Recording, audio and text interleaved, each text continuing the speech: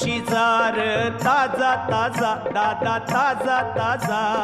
चिकना चिकना म्हावरा माझा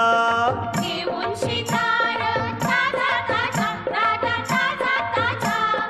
चिकना चिकना म्हावरा माझा घेऊन शिजार ताजा ताजा दादा ताजा ताजा चिकना चिकना म्हावरा माझा घेऊन शिजार ताजा ताजा दादा ताजा ताजा चिकना चिकना म्हावरा माझा